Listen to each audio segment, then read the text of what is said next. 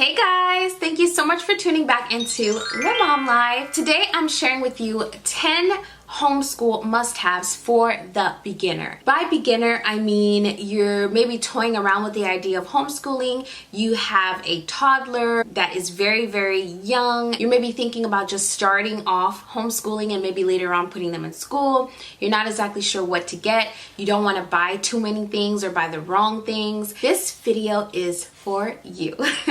If I have any experienced homeschooling mommies that click on this video, please stay, watch the video, and let us know what you think. Do you agree? Do you have any suggestions that may be used as alternatives to some of the things I mentioned? And do you have any new suggestions or ideas for us mommies to include myself, because I'm still very new at this as well. I have a 3-year-old and a 1-year-old. My 3-year-old, I've been homeschooling since he was about 12 months old. I recently did a video showing kind of our routine. Now that routine changes, so it's a little bit different now. A few months back, that was our routine. I'll go ahead and put a card somewhere in this video so you can watch it, and that goes through our morning routine. So homeschool for us looks something like a really routine 30 to 45 minutes in the morning, and then we still learn throughout the day, but I don't necessarily have him sitting down doing something all day long. So right now his little attention span is best used in the mornings for 30 to 45 minutes. And then we continue to learn throughout the day as we do lots of fun activities. Anyway, this is not about a routine. This is about some of the things that I used to start out that I still use now and I think are super duper helpful and easy to get and inexpensive. Number 1, you'll need a dry erase or chalkboard, or both. I purchased a chalkboard that has a dry erase side from IKEA. It was super duper affordable. And then I also purchased an eraser that came with dry erase markers and some chalk. So you'll definitely need those things, because with a dry erase or chalkboard, you can do so many different things. You can do your lessons right there. You can have your toddler play around with the dry erase marker or the chalk. You really don't need any other tools. You can draw pictures, you can do counting, you can do shapes, you can do the alphabet, all on the board. You can do sight words on the board, you name it. So if you have a chalk or a dry erase board, that's a really, really good start. Number 2, you'll need flashcards. Flashcards are super easy to find. You can find flashcards at the dollar store, namely Dollar Tree. I love Dollar Tree for flashcards. And actually, Dollar Tree has an amazing little school section. This section is a treasure for homeschooling mommies. Really, Dollar Tree in general is such a blessing for homeschooling mommies, because you can get so many different knickknacks for arts and crafts, and then that school section has posters in it and flashcards and games and you name it. So anyways, flashcards are great because you can not only use them at home, but you can take them on the go. They're also great for creating little fun games for them. Before my son started to speak, I would review the flashcards with him every day. Now, when he got to a point where he started to recognize the things on the flashcards, I would lay them all out and I would call out whatever was on that flashcard, and I would say, Elin, can you find the apple? And he would go and he would touch it or pick it up.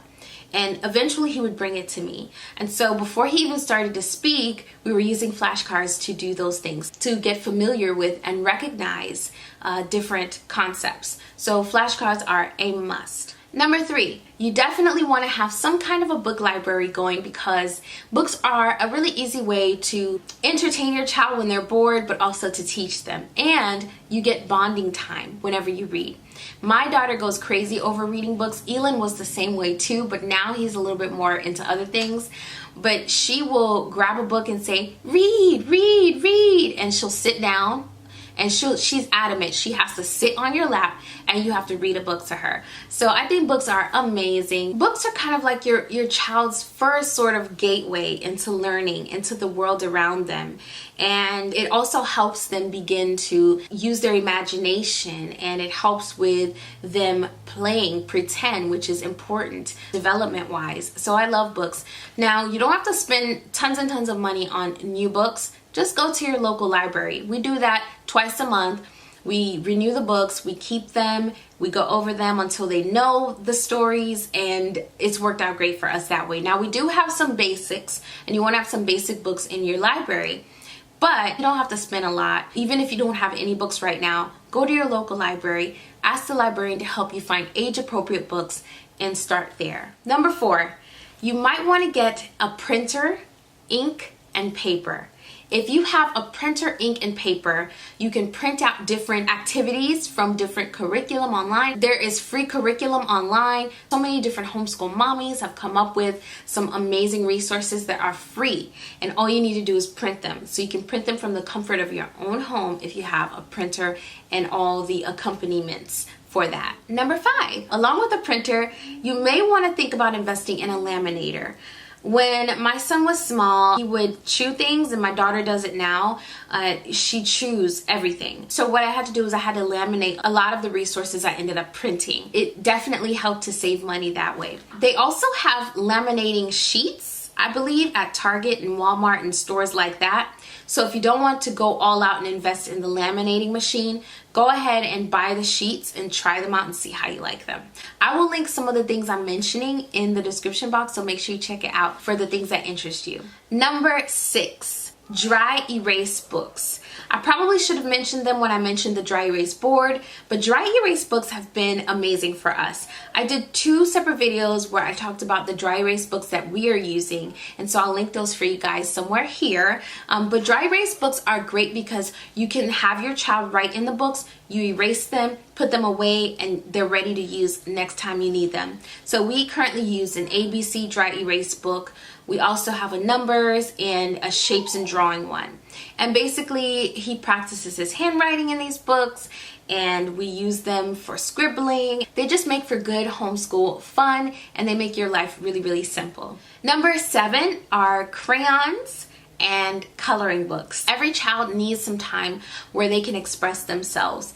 Some children take to coloring better than others. My son doesn't care for coloring. My daughter, on the other hand, loves to color. So it's important to have some kind of crayons laying around, some coloring sheets, which if you have a printer, you can print them out, or you can go to Dollar Tree, the dollar store, and get some really, really affordable coloring books and coloring activities. Number 8 are puzzles. I cannot say enough wonderful things about puzzles. Puzzles are multiple use activities, so they accomplish so many things within one activity. It's a tactile, sensory related experience for your child. They're also learning logic, lots of good things, and whatever is on the actual puzzle is a lesson in and of itself. So puzzles are great for just doing multiple things at once. Number 10, drum roll please. Dun, da, da, da. You're going to want to get yourself some posters. The thing I love about posters is even after you've reviewed the posters over and over and over again, they're up and your child is continuously learning when they are able to look at the posters. We got all of our posters from the Dollar Tree. Again, I'm telling you, Dollar Tree is amazing for homeschooling mommies in general, but it's especially a treasure for those of us who maybe we're just trying it out and we're not sure where we're gonna go with it. Dollar Tree is a must. We got several posters from Dollar Tree and we put them up. My son mastered the posters, and even after he mastered them, they're still up. So he's always looking at them when he goes into our play and schoolroom. Not only that, they're great for reviewing information and reviewing the concepts that you've taught them earlier on. So we do a lot of reviewing, and when he remembers things, I reward him. And so I love posters. Also, if you're just starting out, you may not necessarily know what your child's learning style is, so you're not exactly sure what they're inclined towards. So they may be a hands-on or kinesthetic learner. They may be an auditory learner. They may be a visual learner. They may be a mixture of things. So having different types of learning activities is great. And the poster is amazing for kids who are more visually inclined. Well, that wraps up my 10 homeschool must-haves for beginners. If you mommies have any other ideas, suggestions, things that you used that work for you, feel free to share them in the comment section. I would love to hear them because I'm always looking for useful tools for my homeschool toolbox. So let me know. If you enjoyed this video, if it was helpful to you, give it a thumbs up. If you think you might enjoy my content in the future, subscribe and hit the notification bell so you don't miss my next upload. Also, you can watch the next video on the screen here. So go ahead, click it, and I'll see you soon.